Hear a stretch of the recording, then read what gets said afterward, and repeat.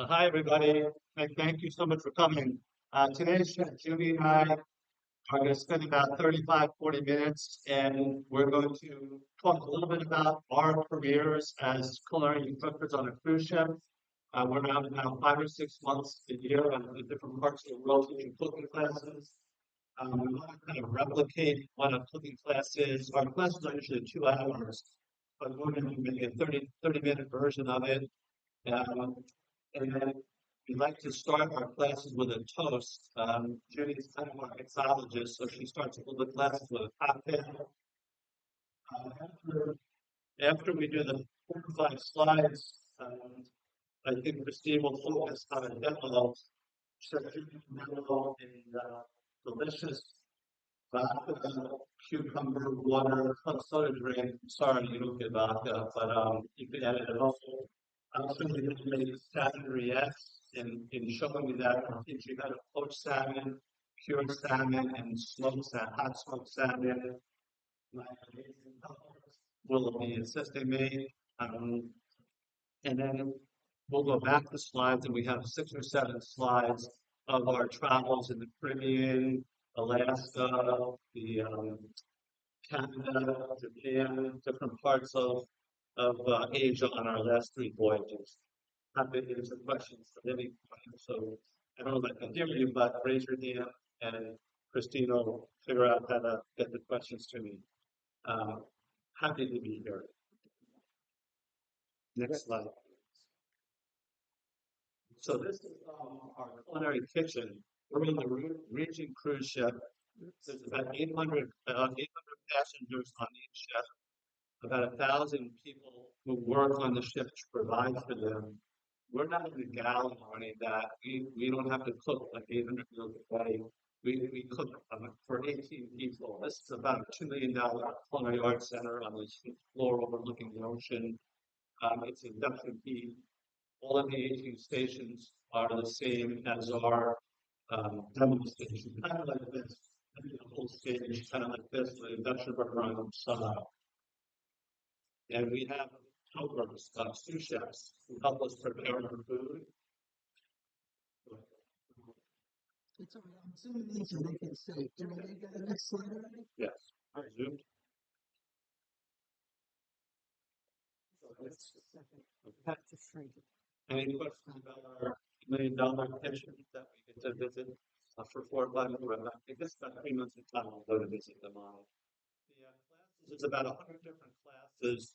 We don't write the class curriculum, and we're not supposed to change anything. You can imagine how challenging that is for a chef if you always want your own personal touch or do your own little thing. We're pretty um, pretty focused on keeping it just the way it is.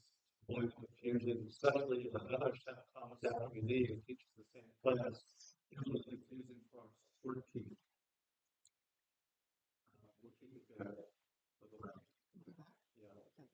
So these are our two sous chefs and a senator for our class. They're on the ship for 8 months at a time, and they work about 14 hours a day with a break in the middle.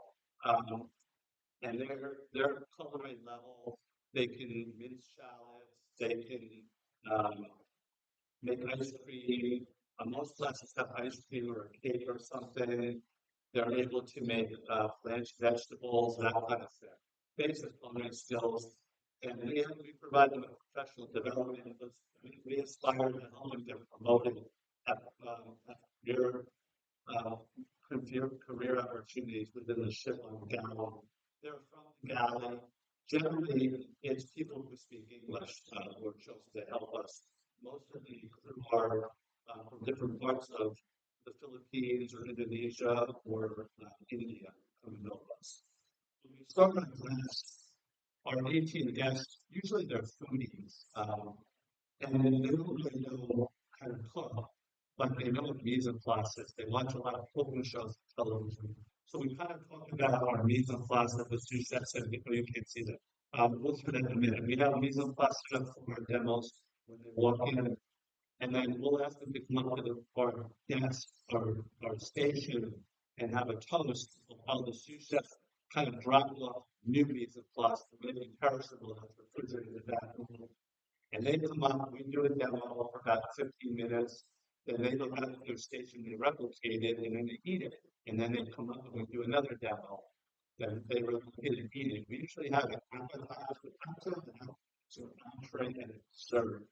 And they're not allowed to take food out of the kitchen. The chef kind of manages the culinary team that supports us, and they're very conservatively safe because nobody wants people to get sick on a cruise ship where even people are gone for 14 days or 12 days, so it's very, very safe. I usually talk to them about things like not walking around the kitchen with a knife. People sometimes decide that they want to walk across the kitchen and wash the knife in a hand sink. You can imagine in the ocean where the water's chopping how dangerous that is. I usually start out with we always have a big lens between the water, and that's so important. Everybody thinks it's fun. But I guess kind of like that. I asked them talk about not wearing their apron to the bathroom. Sometimes they leave the kitchen and they go to the bathroom with their apron on. We don't know that's not dangerous. A big thing is they have salt and pepper. We give them a salt and pepper shaker in a little white cup so that they can season their own food because they're going to eat it. And sometimes they're not paying attention, they're excited, and instead of making the souffle or the cake, and she'll say, okay, put a bit of sugar into your cake batter, and they'll put like 3 tablespoons of salt by mistake because they weren't paying attention. That's really fun. So these are the kinds of things that they do on a regular basis that we try to want to do. We always share some attractive ones that chefs are, and we ask if anybody wants to have one of those beautiful chef hats to wear. And about half the people love to put one of those. I don't know what kind of chef I could call that, like a kind of like when you make apples or something like that. I never really know what to call it, but they love to wear those for photo opportunities. We also provide hairnets. In about 400 classes, one person took a hairnet. They're not big on hairnets, but they like to ask for the photos. Next slide. We'll put this up for a second, but I think if you want the recipes for the cooling cucumber bee's knees cocktail, in the next slide, the salmon vignettes, we can email them to you. We can move back at the end for our first slide for email addresses, and I'm happy to share this information with you. Yeah, so Christine will send that right on the list. So even if you don't want it, you'll be getting these recipes. Secretary wants to start the class with a cocktail, get everybody nice and drunk so that they're happy with the class. That's the key to our success.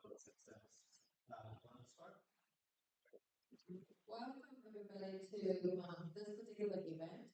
I think being a chef is more than just cooking sometimes, especially when we do such a presentation.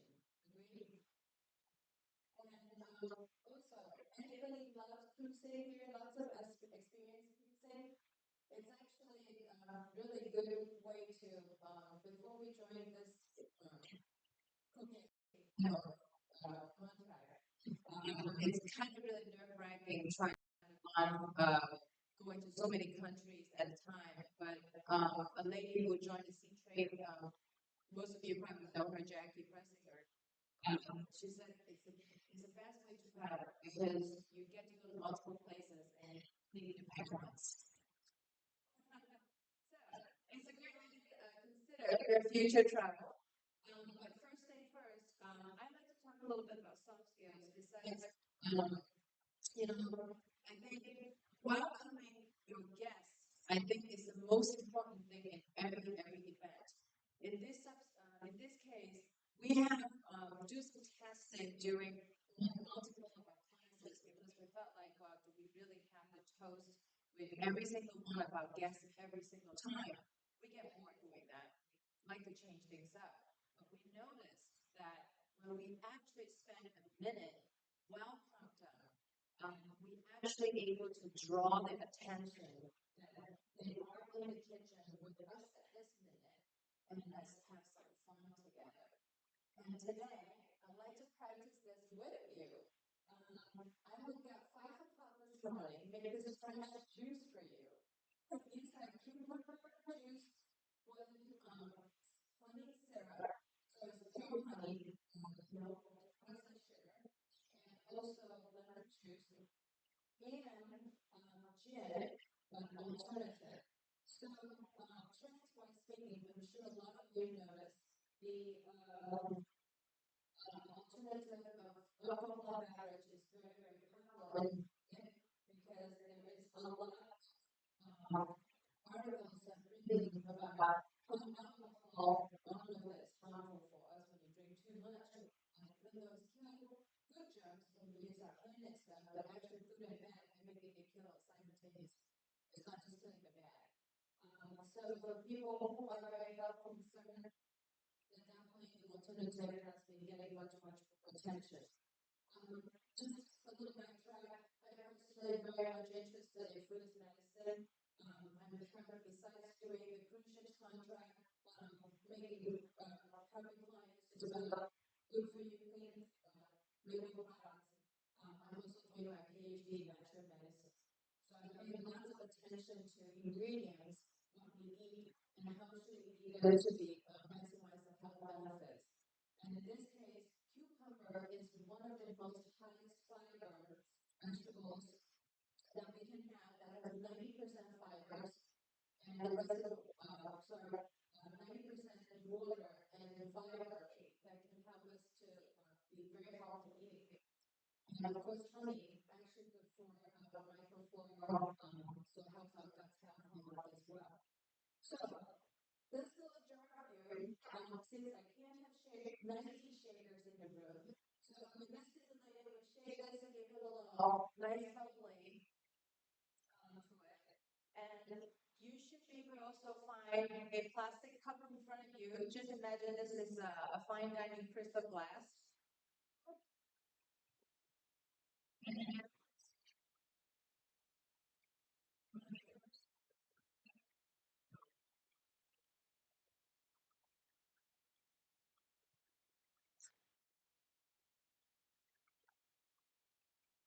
You can pour that into your plastic.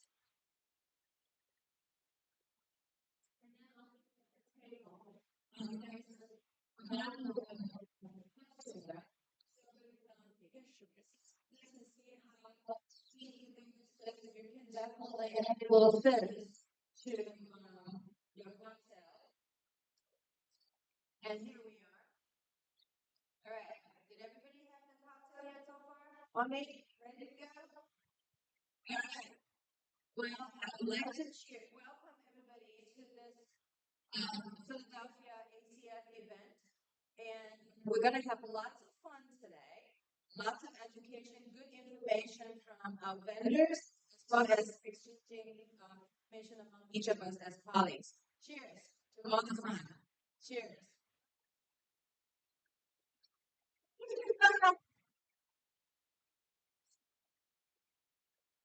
Well, thank you for joining the cocktail, and now Chef Tom's going to do that. Yeah, Junnie has all the TV, all the kitchen, it's two forms that some of us have an aspect of contagious. Several people who would go along here return to medicine because it's in a low day. It's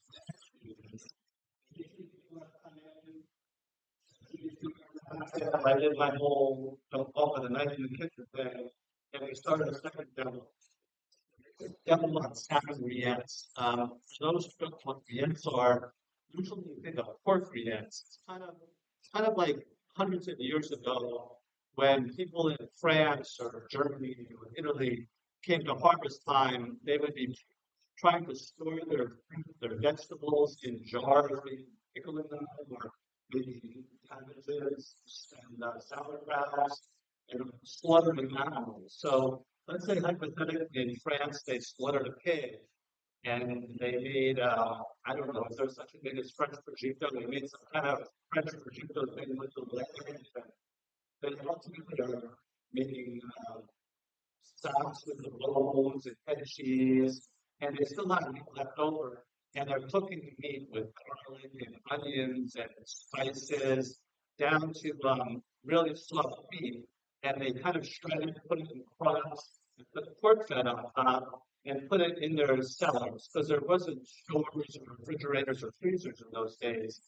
And this pork would be something they would eat the whole winter, and they would kind of spread it, kind of liverwursty onto baguette or baguette type of thing. And this rillettes is delicious and very historical in the gastronomy of Western Europe. You all know Thomas Keller, arguably one of the best chefs, British chefs in America. He, I believe, probably inspired this as a smoked salmon rillette. So my two chefs, Selena and Princess, are going to help me. And we're going to take, can you see it? Can you see our mise en place here? Our mise en place, we're going to take butter and creme fraiche, mash it together so it's homogeneous, add poached salmon, grass, cured salmon, smoked salmon, hot smoked salmon, kind of like a real fancy tuna fish salad kind of thing. Shallots, onions, and red onions.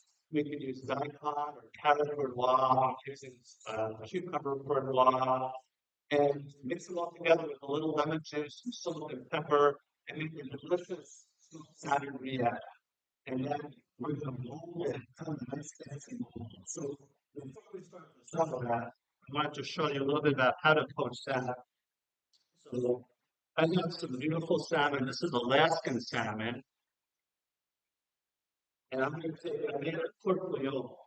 So for this, I took vinegar and water, bay leaves, peppercorn, some herbs, some carrots, and lots of lemon. You can kind of see that. And I'm going to leave from liquid. I know that fish poaches at about 145 degrees Fahrenheit. Did you ever go to a restaurant and get a piece of salmon that was grilled, boiled, and it had all that white protein that came to the surface? Kind of yummy looking, right? But it isn't, is it? You're cooking in that way or grilling. And probably if you boil it, it's like 1,000 degrees, 800 degrees, but if you toast at a gentle temperature of about 160, kind of with a setup like this, then we'll get that color on it, and we'll get the protein separating, and we'll just gently toast. This isn't sous vide, but people always say, is that what sous vide is? Nothing to do with sous vide. That's a whole different thing. We talked about it a little bit in 2 hour class, but this is just a gentle poach. I'm going to guess that nobody woke up this morning and said, I'm going to have something poached for supper. I'm in the poaching mood. We like to grill, we like fire, we like to saute, lots of caramelization, lots of iron. But poaching is great. Poached salmon most often gets an emulsion sauce like hollandaise sauce or sauce hollandaise or berries. Poached salmon cold is also amazing. Years ago, when I worked, many years ago, I worked in Manhattan French restaurants. We would make poached salmon. And if somebody wanted to make this at home, I would suggest taking a half hotel pan and putting 4 or 6 fillets in like the one I just had, and taking the hot 200-degree pork bouillon, strain it over it, and the carryover cooking will gently poach this so it's perfectly pink in the middle, and then you can cool it in the same liquid and serve that as a full food salmon. Usually people serve that with like a mayonnaise or sauce, meat sauce of some kind. But nowadays there's so many global condiments you can use a variety. So that's a poached salmon, which will be one of our ingredients. We're also going to make rabbits. So 200 years ago, when they were making the rillettes of pork in France, people were coming to America on the east and west coast and they were fishing. Let's say they were fishing for salmon or cod. And they didn't have refrigerated ships, they didn't have freezers in the ships, so they had to find a way to preserve the fish. So they started to develop curing. Maybe it started when the fish were buried in the sand. Sand had a lot of salt in it. Maybe it was salt water that they used. They started to realize that it would change the flesh of the food. So we're going to take a piece of fresh fish, I usually leave the skin out and the bones in to hold the moisture and structure, but I usually make some splits in the skin. And that's what we're going to do. We're going to take whole pepper. I don't know about you, but chefs love our toys. I saw Martha Stewart making lemon burger, and I had it. It's just like the most fun thing to do. So cilantro, miso. So if you both can mix all of that into this bowl and taste that, great. Don't eat it. So think about it. Usually it's about 50% salt, and then you want to add aromatics and some sugar or something sweet to offset it. So we're going to add a little honey to that too. This is clearly an Asian type cure. And what I do with cure, like from the north, we might use we might use juniper berries, we might use peppercorn. We might do like the Spanish one. We might use cilantro and garlic and cayenne and spicy. People do a lot of them now. Beets, that's real popular. Pastrami foods are real popular. And you can cure other things. You can cure tuna. This particular one, I don't let this cure overnight. And ultimately, we're going to establish this piece of fish in between cure on the top and refrigerated for 24 hours. And due to osmosis is what will denature the proteins and it will shrink it. What happens with osmosis is the moisture goes to where it's dry. So at the beginning, the salmon is really moist, and it's going to dry out all of the salmon juices into the cure. And then eventually, the salmon cure is going to be wet, and the salmon is going to be dry, so it'll pull something back in, and the flavor will go back into the fish. So that's how you make a grab lobster, where they make cured salmon or cured fish at home. If you want to do this for like 4 hours, and then run the off, and then saute it, it's phenomenal. You don't have to cure it all the way. You can just cure it to tighten it a little bit so it's not so sour and mushy, and it's great for a saute. If you ever saute a piece of fish, especially when you froze it, it's where the water comes out, and it's kind of boiling in its own water, kind of yummy. Because if we're sauteing, we want it to be like 350, 400 degrees Fahrenheit, and once the liquid comes out, the hottest if you use 212, you're not going to get that syrup. That's pretty good.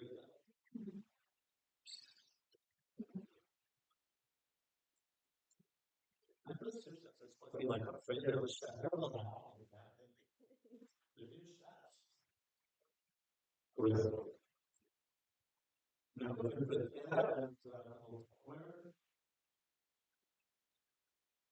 we usually wrap it in plastic. For the, and this one, I don't know if we're good at that.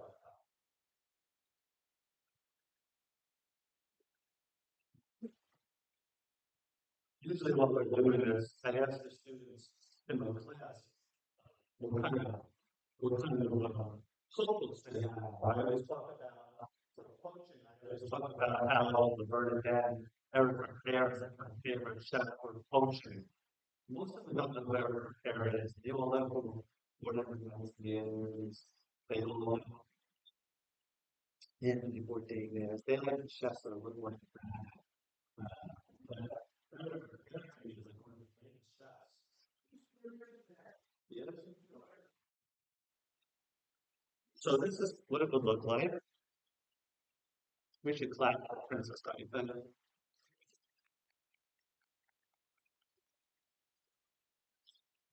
This is for 24 hours of fridge. I think the rest is that they take some of that juice that comes out of it, that salmon liquid, and they make it into a sauce. I don't know, because I'm pretty daring, but that's a little bit too much for me. But this is what the salmon will look like. Now, if we wanted to make smoked salmon, then we would take that salmon 24 hours later, rinse it off, and put it in the refrigerator overnight. And it gets sticky and tacky. That's called forming a pellicle because the smoke will stick to that. And then I would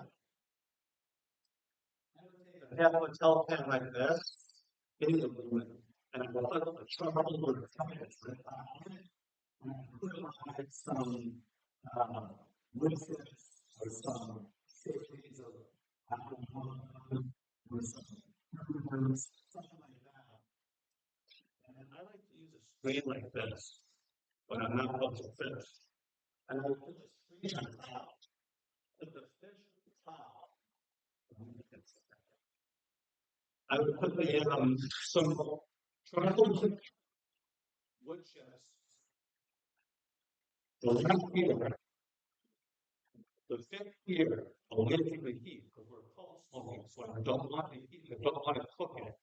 And then I would just cover it.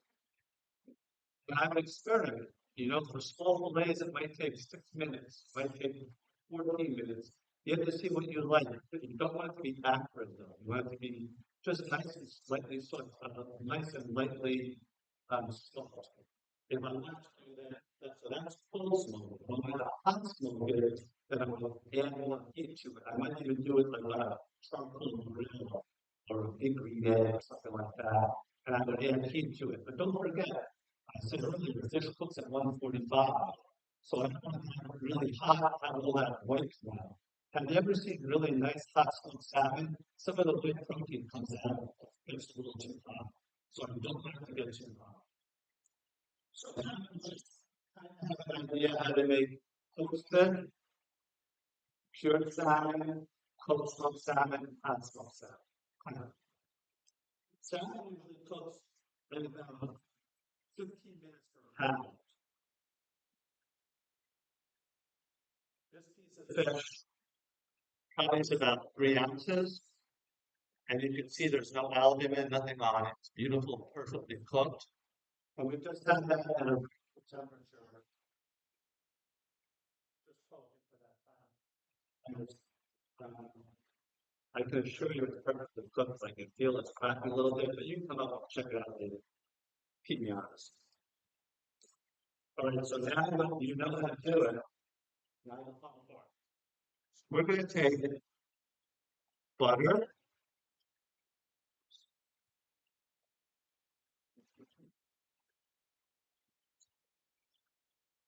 and I'm going to use mayonnaise, but you can use yogurt, creme fraiche.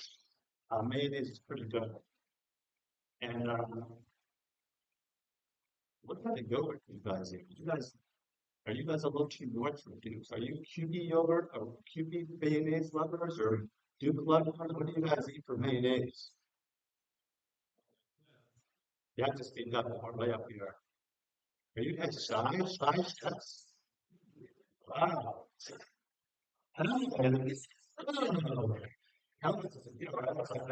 Something here? Oh, yeah, that's what it is. Yeah, I don't know. I kind of thinking chefs like Dukes. Messed it up. Yeah, this is like a shameless commercial here at this point. That's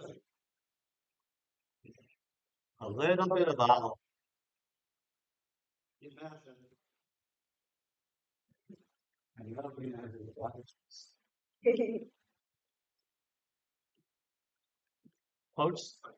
poached salmon.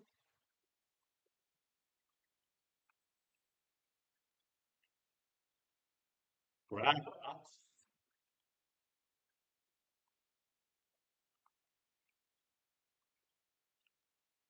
hot sauce. Okay.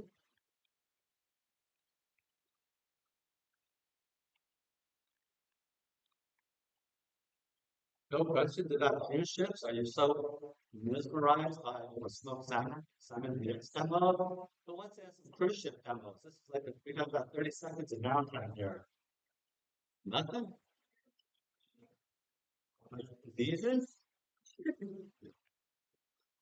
You know, when we were in Alaska, we walk around a lot of ports and we see all of the people fishing. Throughout the Caribbean, no one ices anything so fresh. And we have some photos of it towards the end. But we never know if we're going to arrive on time. Sometimes we're delayed because of bad weather. So we might be 4 hours late or 8 hours late. So I've been so tempted to go fishing like in Alaska or in the countries, but we never have. Great question. All right. Little pepper. You all have peppermill at home? Nobody uses pepper unless it's peppermill, right? In chef's food. Good. Red wine cucumber. Some red wine red onion.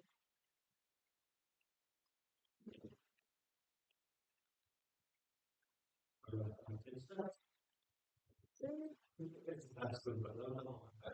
It's on the bottom. Yeah. Chef's taste. What's the taste stuff? Yeah, okay. Don't stick that. That's good.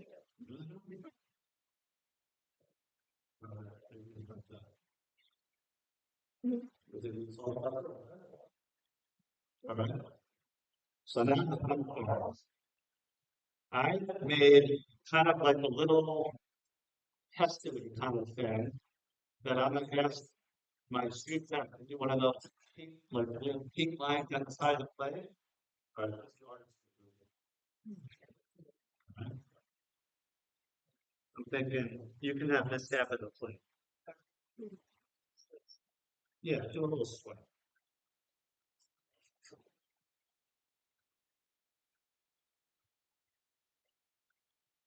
Yeah, maybe a few more. I'm thinking about an ounce and a half or 2 ounces of sauce. Makes sense for a plate. Oh, you're in the middle. You want to get the left side off. You're not really good at taking the right side. It wasn't like that. She changed her design. Oh, that's good. And now cucumber circles around. So we have, I peeled some European cucumbers. We're gonna make like a little cordon. And the cucumbers are like the crown sticking out of it. You could use crostini. Try to just do, so the fish is gonna go in the middle. So try to do like a little daisy flower like this.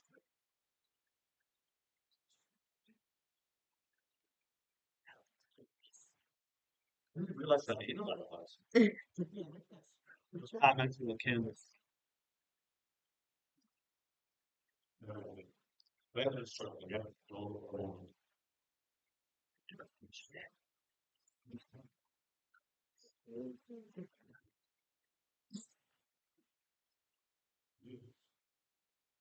All right, very good. I'm back with the turkey. I got one more right here. And then, which one do you think you could roll it over here without having this? You could try, right in there, you can fill it up with a little of this and go right across the top.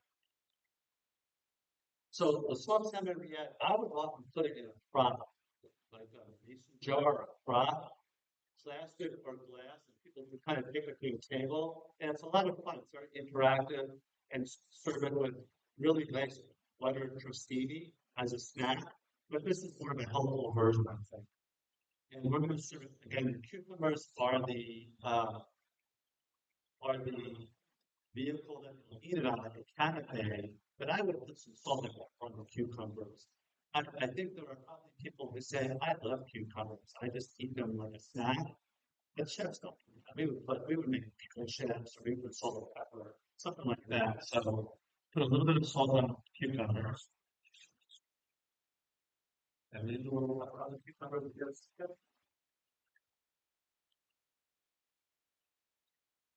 All right, stands it down.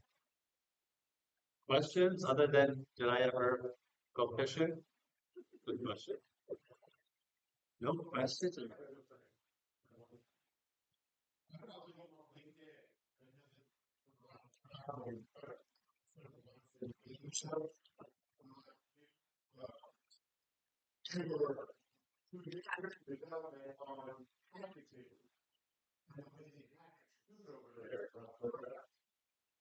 Yes.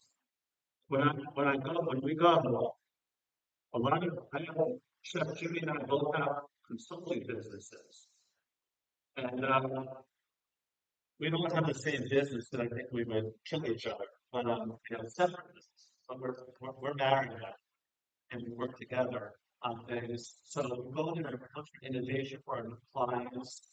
We love to, we love to look for packaging. We love to look for parts of the list. Of course, Japan. A lot of times, innovation starts there, and you bring it back. Something like sushi with a mission cover down the center. Just really cool, really cool things. On this restaurant, I was amazed. I knew people snack, and I was totally aware of how many people snack with 3 meals a day. They probably have 3 meals a day and snack, but the snacking is incredible, especially at places like airports, train stations where there's a large concentration of people. But the sweet snacking, I didn't realize. I would say that 60% or 65% of the people would eat a sweet rather than steak for breakfast, maybe even lunch, which was a shocking. We're going to put some caviar on top because salmon and caviar look great together, and some fennel, some pushes of fennel from the garden. You guys like caviar? Okay. So for caviar, you have to use caviar spoons. You never want to use a metal spoon on caviar; it taints it. First, salmon caviar on here, and a little bit you drop off. And then some black on top of the red that sticks out. You guys like caviar? You never tasted it? Oh, you want to taste it? No. Oh, yeah, that's good. Wow. Can you do the count?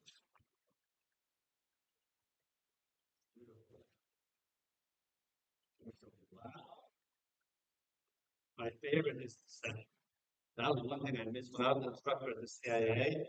I taught Parmesan for years, and every 7 days we would have foie gras, and every 7 days we would have a separate caviar, teaching the class how to make canapes and hors d'oeuvres and appetizers.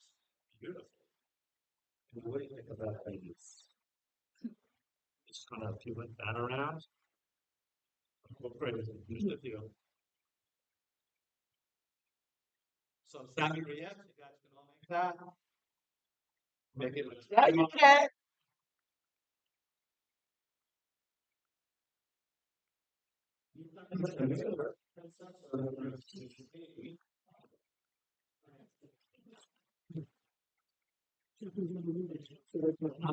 We have about 7 slides from our travels to the Caribbean, Canada, last week, to different places. Do we have time to show those? If anyone wants to see them, or are we on? Yeah, we're good. All right, so that goes in. I just have to, Thank you, sir. do a little things.